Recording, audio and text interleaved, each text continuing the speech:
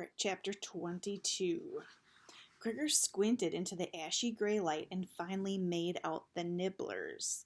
They were walking single file down a long curved path that began at what looked like the mouth of a tunnel high in the rocks and that led to a pit at the base of the volcano. On one side, the path ran along the edge of a sheer cliff with sharp rocks at the base. A stone wall ran along the other side of the path, blocking the view of the pit from their sight. It wasn't until the nibblers were almost at the bottom that they realized where the rats were sending them. The nibblers, who had reached the pit, began to squeal out warnings to those following them.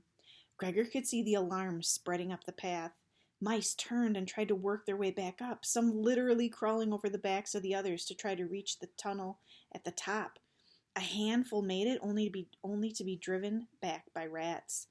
Then the mice began to shriek as a large boulder was rolled into place, sealing the mouth of the tunnel. They threw themselves against the boulder, but could not budge it. "Let us go!" cried Luxa, jumping to her feet. "And do what?" said Ripred, stepping in front of her. "You! All of you, you've got to stop running into dangerous situations without using your heads. There is no faster way to get killed." "We can carry them out of the pit to safety," said Luxa. "Yes, a handful of them, but there are hundreds trapped down there.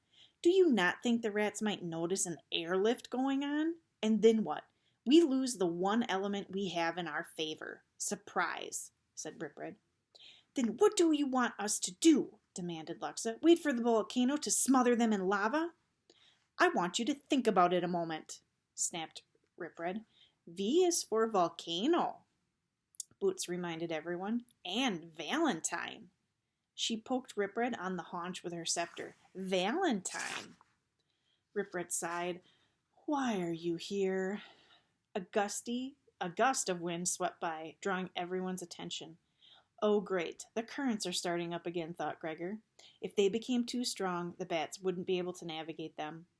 At least they were clearing the air a little. One overriding current seemed to be blowing out of a nearby cave. It was sweeping the ashy haze towards the nibblers and giving Gregor his first breath of clean air in hours.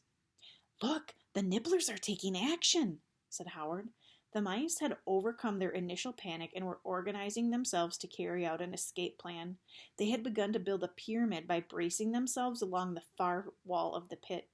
A single row of mice formed the base. Others were swarming onto their backs swiftly. The pyramid was rising before their eyes. "That's smart, a pyramid," said Gregor. "No, it is the isosceles maneuver," said Cartizan. Gregor looked at him. For the first time since Cartizan had joined them, the mouse seemed lucid, like aware of what's going on right now. "What's that?" Gregor said. It is not a true pyramid, for it has 3, not 4 points. Rather, they aspire to mimic a 2-dimensional triangle," said Cartizan. "Oh," said Gregor. It seemed to him that at home, almost anything with people standing on top of other people was called a pyramid, but he didn't feel like arguing the point with Cartizan, especially after all the mouse had been through. "See, they have a plan. Let's work on it," said Ripred. "What they need is someone to hold that path if the rats come through." "Then we will do so," said Luxa. "Agreed. Temp, watch the pups. The rest of you, mount up," said Ripred. Gregor was about to jump onto Eris when Ripred stopped him. "No, I'll need him to get to the path. Ride with someone else and change over when he drops me off." "Here, Gregor," said Howard. He extended a hand and pulled Gregor up behind him on Nike. "We should wait until the boulder begins to move. That will give us time to reach the path, but not alert the rats to our presence beforehand," said Luxa. "Good, very good. Now you are thinking," said Ripred. "Everyone wait for it as she says." They sat watching, tense and poised for takeoff. The mouse pyramid was nearing the top of the pit. Soon they would be able to begin freeing themselves. Still, the boulder didn't budge. "If there were to be lava, would we have some warning?" asked Howard. "Generally, I believe there's a rumbling, some sort of sound," said Ripred, "although I am no expert." Then the first nibblers began to climb over the edge of the pit. The escape plan was working. "Maybe the rats won't come back," said Gregor. "Maybe they didn't figure the mice could get out." The mice were sending the pups up now, trying to save them first. When 5 little ones had reached the top, a pair of full-grown mice began to corral them away from the pit as fast as possible. No rats appeared to interfere. Back in the tunnel, they watched silently for a few more minutes. Then Luxa broke the silence. "Something is wrong. Why would the rats allow this?" "They wouldn't," said Ripred. He paused.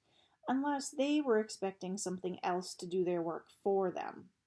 "But there's no lava. The volcano isn't even erupting," said Gregor. Suddenly, Temp began to wave his antennas, his feet stepping nervously on the ground. "Not lava, it be, not lava," said the cockroach. "What is it, Temp? What's wrong?" asked Gregor. One thing he had learned from past experience: if Temp was alarmed, there was good reason. "Not lava, it be, it be." Temp did not know the words for it. He broke off and began clicking in agitation. "What's he saying, Hazard?" asked Gregor. "I don't know. It doesn't make sense. I think he is saying the volcano is breathing," said Hazard. Boots puffed out her cheeks and blew a stream of air in Gregor's face. "Like this. It goes breathing like this," she blew again. "Like balloon goes out." "The nibblers. Something is happening to them," said Howard.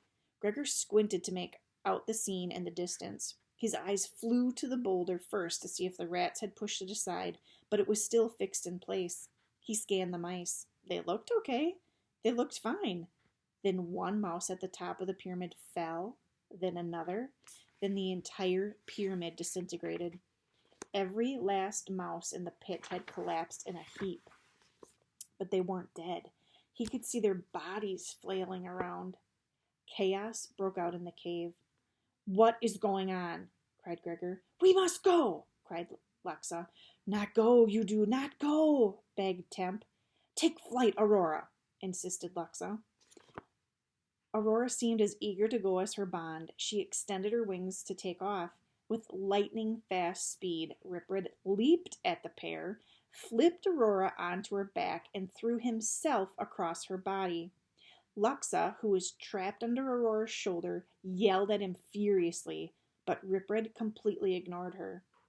Gregor upended his backpack, dumping the contents on the ground, and snatched the binoculars. He trained them on the mice and felt his heart start to pound. "What do you see, boy? What's happening to them?" said Ripred. Gregor stammered as he tried to describe the nightmare unfolding before his eyes. "I don't know. They can't, they..." The mice were rolling on the ground, pawing at the air at their necks, their bodies racked with terrible spasms. "They can't breathe," he finally burst out. "They're suffocating." Luxa was screaming like a maniac. Hazard pushed on Ripred's shoulder, trying to move him. "Let her up! Let her up!" Howard grabbed Hazard and forced the boy's face into his shoulder. "No, Hazard, she cannot go. She cannot help them," he said. Tears streamed down his face. Now they could hear the desperate screams coming from the pit.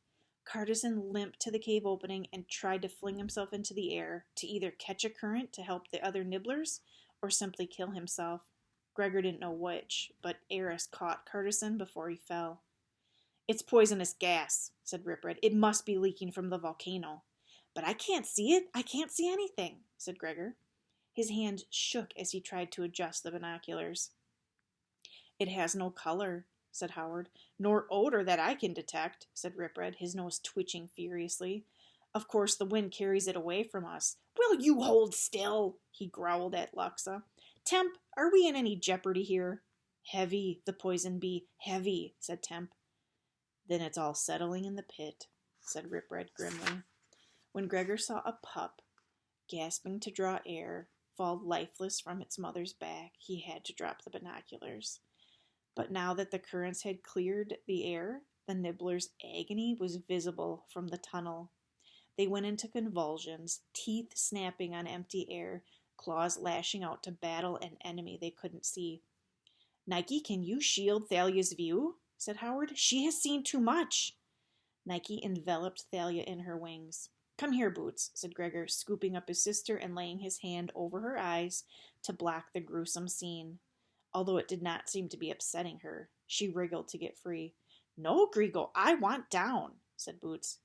Get off me! Luxa freed her sword and stabbed it into Ripred's shoulder. Ah! Cried the rat, leaping back. Blood poured from the wound. His gums pulled back, showing his newly sharpened teeth. Aurora righted herself, and Luxa sprang to her feet, Ripred's blood dripping off her blade. Gregor dropped Boots and was pulling his sword to step between them when Ripred snarled at Luxa. Fine, you stupid brat!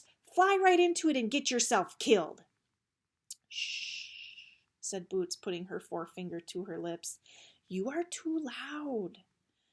Luxa spun around to the cave mouth, preparing to mount Aurora.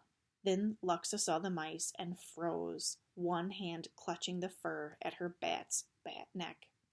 The screams had faded away. Here and there was a bit of movement, then all was still.